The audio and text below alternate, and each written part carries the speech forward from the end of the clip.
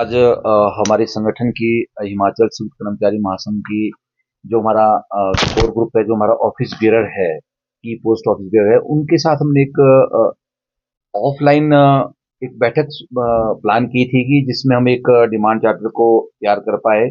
हमारे साथ आज हमारे जो पैटर्न है संगठन के, गोविंद तिप्रांता जी उपस्थित है। कुलदीप खरवारा जी जो बहुत साथी है पैटर्न है संगठन में, भी हमारे बीच आज उपस्थित है। और अरुण गुलेरिया जी हमारे साथ है। हमारे जो जनरल सेक्रेटरी है, आप उनको तो अच्छे से जानते हैं, वर्मा जी को, Hiral Verma ji, chief organise secretary Kameshwar Sharma ji, ये भी आज हमारे बीच उपस्थित है। और बहुत ही वरिष्ठ साथी हमारे यूनिवर्सिटी से जो जो यूनिवर्सिटी का हमारा टीचर प्रोफेसर एसोसिएशन का ग्रुप है, उसमें डॉक्टर नितिन व्यासी, ये भी हमारे बीच आज उपस्थित है। गीताराम जी यूनिवर्सिटी से, ये भी हमारे बीच आज है। तिलक नायक जी है हमारे हिमाचल गवर्नमेंट टीचर यूनियन के। और डॉक्टर सुरेंद्र डोगरा जी आज हमारे बीच है, जो जितने भी मेडिकल ऑफिसर एसोसिएशन है हमारे मध्य प्रदेश के अंदर, उसमें है, ये प्रेसिडेंट है और हमारे वाइस प्रेसिडेंट है संगठन के अंदर। डॉक्टर बी एस दिलता जी जो प्रेसिडेंट है हॉर्टिकल्चर यूनिवर्सिटी टीचर एसोसिएशन के, वो भी हमारे बीच आज उपस्थित है। और भी साथी बनीता सकलानी जो हमारे सीनियर वाइस प्रेसिडेंट है संगठन के। तो इस तरह से हमारे कुछ पदाधिकारी है, मनोज जी हैं, बहुत से जो भारत की ग्रुप था इस संगठन का। हमने सोचा कि आज बैठ के कुछ एक जो हमने डिमांड चार्टर का को एक उसकी आउटलाइन तैयार की थी, उसको हमने फाइनलाइज करने का आज यहाँ पे प्लान किया था। तो हमने सोचा कि इस बहाने नए साल 2025 में हम थोड़ा सा मीडिया से भी रूबरू हो गए कि क्या यहाँ पे सहमति हमारी बनती है। तो इस सहमति को लेके हम आज इस बैठक में हैं। और मैं आभार व्यक्त करता हूँ संयुक्त कर्मचारी महासंघ की तरफ से पूरे मीडिया बंधुओं का, कि आपका समय समय पर हमें मार्गदर्शन सहयोग मिलता रहता है। और सबसे पहले तो एक बड़ी खबर है हमारे हिमाचल प्रदेश के कर्मचारियों के लिए, जो मैं हमारे एजेंडे का मुख्य भाग है।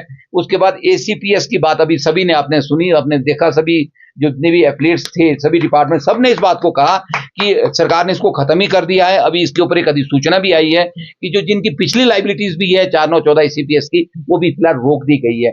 हम ये मांग कर रहे हैं कि छठे वेतन आयोग में एसीपीएस को लागू करने के बारे में बिल्कुल साइलेंट गवर्नमेंट है, इसको बहाल किया जाए। स्टेग्नेशन को रोकने का यही एक तरीका है। उसके बाद ओपीएस की बात अभी हो रही थी कि जो ओपीएस से लोग जो छूट गए हैं, उन लोगों को, उन वर्गों को, उन विभागों को, उन कॉर्पोरेट्स को, उन बोर्ड्स को, उन निगमों को इसमें जोड़ा जाए, उनको बहाल की जाए। पेंशन एक बहुत बड़ा है, इसमें हमारे एचपीएस जो इलेक्ट्रिसिटी बोर्ड जो है सबसे बड़ा एक वर्ग है, जिन्होंने बहुत बड़ी लड़ाई लड़ी भी है पेंशन के लिए। और कुछ कॉर्पोरेशन की बात हुई थी, अभी आपने सुना होगा, म्यूनिसिपल कॉर्पोरेशन के साथियों ने बोला उनकी तो एनपीएस भी बंद हो गई है, ओपीएस भी बंद हो गई है। तो इस तरह से कुछ नई चीजें हमारे एजेंडे में यहाँ पे जुड़ी है, तो इसलिए हम उनकी बात करते हैं। यूपीएस की जो बात बार बार हो रही है, यूपीएस का इस मंच से विरोध हुआ है कि हिमाचल प्रदेश के अंदर यूपीएस किसी तरह से जो है उसको स्वीकार कर्मचारी नहीं करेंगे। ये हमारे एजेंडे का मुख्य भाग रहेगा। और कुछ जो पोस्टें है अलग अलग डिपार्टमेंट की, जो वैकेंट है सभी डिपार्टमेंट में पड़ी हुई, सरकार उसको खत्म करने का प्रयास कर रही है। यहाँ से ये प्रस्ताव पारित हुआ है कि पोस्टों को खत्म करने के बजाय उसको में वृद्धि की जाए, जो एग्जिस्टिंग पोस्ट है उसको यथावत रखा जाए। और डिपार्टमेंट उस विभाग की कंसल्टेशन के बगैर किसी भी विभाग में पोस्टों को खत्म करने की जो प्रक्रिया चल रही है उसको रोका जाए, उसको ना किया जाए। अगर सरकार पोस्टों को वृद्धि नहीं करती, बढ़ा नहीं सकती, तो खत्म करने का भी सरकार के पास कोई अधिकार नहीं है, तो उसको रोका जाए। उस और वैकेंट पोस्टें जो पड़ी हुई है, मैं बात करूंगा शिक्षा विभाग की, हमारे बहुत से पद खाली चल रहे हैं। उसको जो है उन पोस्टों को यथाशीघ्र, हर डिपार्टमेंट की हम यहाँ बात कर रहे हैं, क्योंकि ये मंच सबके लिए साझा मंच है।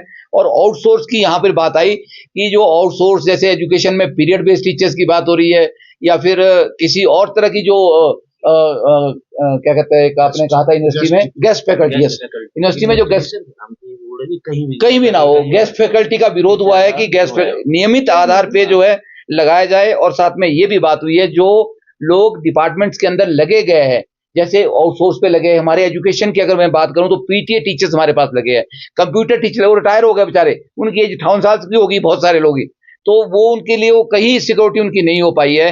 और डिपार्टमेंट में कंप्यूटर टीचर्स है, आउटसोर्स पे कंपनियों के थ्रू लगे हैं, तो सरकार इनका संयोजन करे, इनके लिए पॉलिसी बनाए। इस मंच की एक बहुत बड़ी मांग ये रहेगी।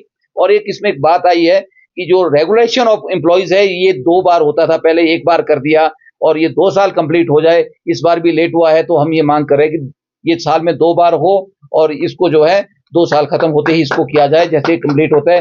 रिटायरमेंट एज को 58 से 60 करने की बात हुई है। डिपार्टमेंट है सबका, जो है इनका एक पहले से जिला कैडर था उसको उसी कैडर में रखा जाए, उस कैडर को ना छेड़ा जाए। वेटनरी अभी जो फार्मासिस्ट की बात हुई थी, हमारे जो वेटनरी डिपार्टमेंट से लोग आए थे, उन्होंने कहा कि हमारे फार्मासिस्ट के 5 तरह की अपॉइंटमेंट से हो रही है। तो इस तरह की अपॉइंटमेंट्स हर और विभागों में भी हो रही है। तो हम ये कहना चाह रहे हैं कि कैडर के अंदर कैडर ना बने, एक तरह का जो रिक्रूटमेंट प्रोसेस हो। एजुकेशन में तो बहुत ज्यादा है कि कई तरह की अपॉइंटमेंट हो रही है, तो उसमें तो दुनिया भर की एसोसिएशन हमारी बन गई इसी आधार को लेके। तो हम ये कहना चाह रहे हैं कि भाई उसको खत्म करे, एक तरह का कैडर हो, एक तरह की अपॉइंटमेंट हो उसमें, ताकि उनकी सैलरी भी जो है वो, आपने कहा कि सबकी सैलरी क्या है, वो अलग अलग है। और एक बड़ी बात जो आउटसोर्स उसकी बात हुई है कि आउटसोर्स की जो पॉलिसी बननी चाहिए, वो बात हमने आपसे कही। और एक जो निर्णय यहाँ पे हुआ है, हमें एम्प्लॉय सर्विस बिल एंड, अच्छा बहुत इंपॉर्टेंट बात जो मेरे से छूट गई थी, मैं धन्यवाद करता हूँ। बहुत ही जुझारू और पुराने साथी है यूनिवर्सिटी के। जो हमारे पास बिल बना, अभी बिल आया एम्प्लॉयज के लिए, सर्विस बिल आया रिक्रूटमेंट के लिए, तो सर्विस कंडीशन कॉन्ट्रैक्ट का, उसका विरोध सभी ने यहाँ से किया। और उसमें ये मांग की गई कि अगर सरकार रिक्रूटमेंट के लिए बिल ला सकती है कॉन्ट्रैक्ट पॉलिसी का, तो ओपीएस जो बहाल सरकार ने की है उसको भी बिल लाना चाहिए। वो कम से कम वो ओपीएस सरकार कर्मचारियों की जो है वो आने वाले समय में उसके ऊपर किसी तरह का कुठाराघात ना हो, वो उसके साथ छेड़छाड़ ना हो, तो ओपीएस के लिए भी सरकार जरूर बिल लाए। ये बात इस मंच से यहाँ पे हुई है। और जो डायरेक्टर हायर एजुकेशन है और टीम रेगुलराइजेशन की ऑर्डर नहीं कर रहे हैं आज, जबकि टीजीटीज के एक कैटेगरी में सारे ऑर्डर हो गए, लेकिन लेक्चर्स के केस में वो आज तक पेंडिंग है। Even after contempt they are pending. नहीं, उसको ले वो और डिपार्टमेंट्स के भी है, वो भी बात है, किसी को जो बेनिफिट मिलने हैं वो मिले।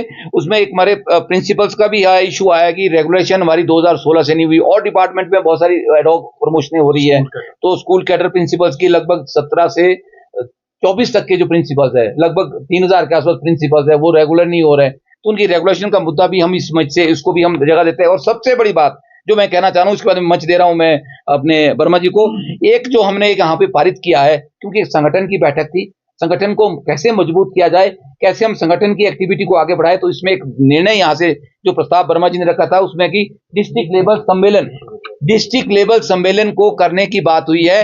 हम डिस्ट्रिक्ट लेवल सम्मेलन जो है शुरू कर रहे हैं। हिमाचल प्रदेश सूक्ष्म कर्मचारी महासंघ का सम्मेलन हो गए, हर जिले में हम सम्मेलन रखेंगे, उसमें लोगों तक अपनी बात रखेंगे, इस एजेंडे को रखेंगे। अब ये कहां से शुरू होगा, ये अभी हम जो है इसके बाद इसकी हम अधिसूचना या इसकी हम घोषणा करेंगे।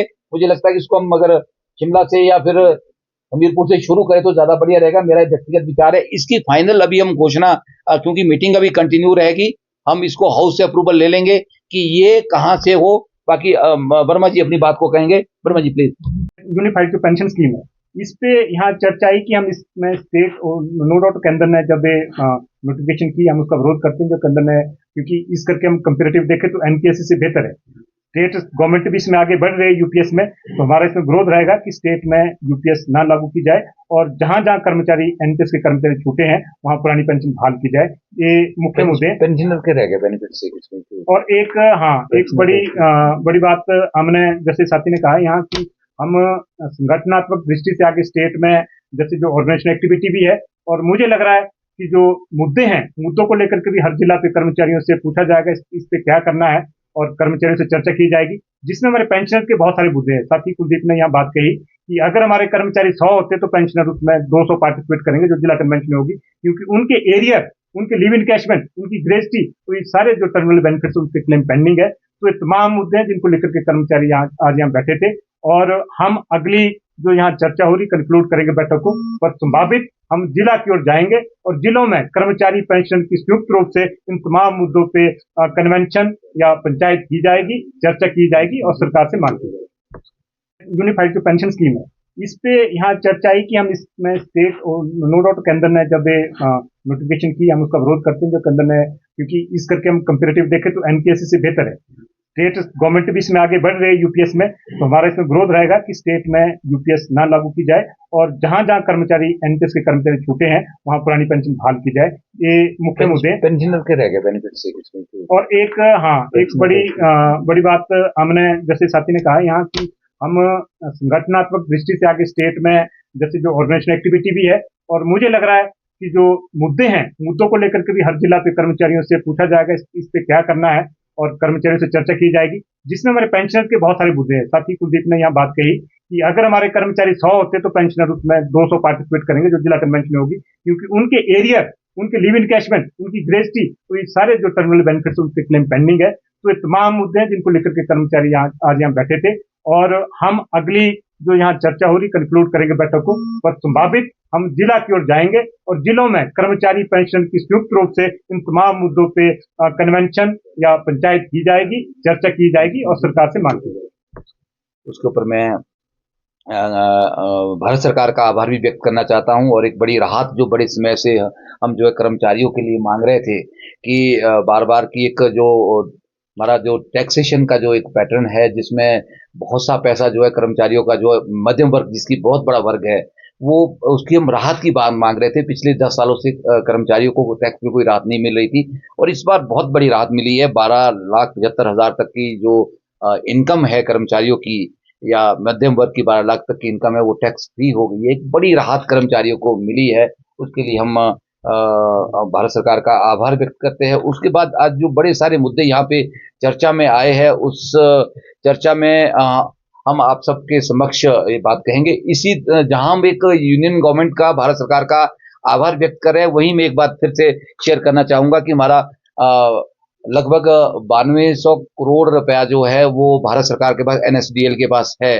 जो हमारा एनपीएस लोगों का जो कंट्रीब्यूशन था वो भी हम मांग कर रहे हैं आज, जहां हमें एक खुशी मिली है। तो भारत सरकार से मांग ये भी करते हैं साथ में कि वो 9200 करोड़ रुपए अगर भारत सरकार हमारा दे देती है तो हमारी जो एक ये मांगे जो अभी यहाँ पर आई है, ज्वलंत तरीके जो से उठी है मांगे, वो मुझे लगता है कि उसको कहीं सरकार, हिमाचल सरकार उसकी अदायगी करने में उनको जो है थोड़ी आसानी होगी। जिस तरह से बार बार हिमाचल सरकार एक पैसों का रोना रो रही है, एक आर्थिक तंगी, आर्थिक बदहाली के हालात से गुजर रही है, तो शायद वो कर्मचारियों को उससे राहत मिले, इसलिए मैंने मांग साथ में जोड़ी है, और ये भी हाउस से मांग उठी है। और जो मांगे एजेंडे में आज यहाँ पे आई है मुख्यतः, बाकी वर्मा जी भी अपनी बात को रखेंगे, खरवाड़ा जी भी रखेंगे, दो साथी और भी बात को रखेंगे, पर मुख्यतः जो कुछ मांगे हम हिमाचल सरकार, माननीय मुख्यमंत्री के समक्ष एक जो हमने कंपाइल्ड एजेंडा तैयार किया है, उस एजेंडे की मुख्य बातें मैं आपके समक्ष रखना चाह रहा हूं। वो कुछ इस तरह से है, जिसमें बार बार एक ही बात जो आई है सब जगह से कि डीए और एरियर की अदायगी, ये एक लाइबिलिटी सरकार के पास है। 11% डीए हो गया, ये बात फिर से सभी जो हमारे पास एफिलिएट्स है सबने इस बात को दोहराया है, इस बात को कहा है कि भाई ये बात तो हमें रखनी पड़ेगी। हम एजेंडे में प्रमुखता से इस बात को रख रहे हैं, और जो हिमाचल सरकार और चीफ सेक्रेटरी हिमाचल प्रदेश को, मुख्यमंत्री को हम इस बात को एजेंडा सौंपने वाले हैं। और उसमें ये बात कही गई कि डीए और एरियर की अदायगी सरकार को समयबद्ध तरीके से करनी पड़ेगी, और इसके लिए सरकार जो है अपना एक प्लान तैयार करे। हम इस मांग को प्रमुखता से रख रहे हैं, क्योंकि ये बात नहीं हो सकती कि सरकार बोले पैसा नहीं है, 11% हो गया, फिर वो बढ़ेगा, बढ़ते बढ़ते कहीं से कहीं चला जाएगा, 12 नहीं 11 ये। तो इसके बाद एरियर और पे कमीशन जो हमारा हुआ था, पे कमीशन 2016 का जो छठा वेतन आयोग था, उसका एरियर और जो 2 डीए की किस्तें दिए उसका एरियर भी ड्यू है, उसके की बात भी हम इस एजेंडे में रख रहे हैं। पे एनोमली हुई है, जो छठा वेतन आयोग लागू पंजाब ने किया, वो हिमाचल से बड़ी डेविएशन थी। आपने देखा होगा, ये जो संयुक्त कर्मचारी महासंघ है, इसी की उपज है, इसी छठे वेतन आयोग की उपज है। अगर सरकार यहाँ पर आपकी डिमांड को नजरअंदाज करती है, जिस प्रकार जारी है, वहीं पर और भी विभागों से कर्मचारियों की रैशनलाइजेशन हो रही है।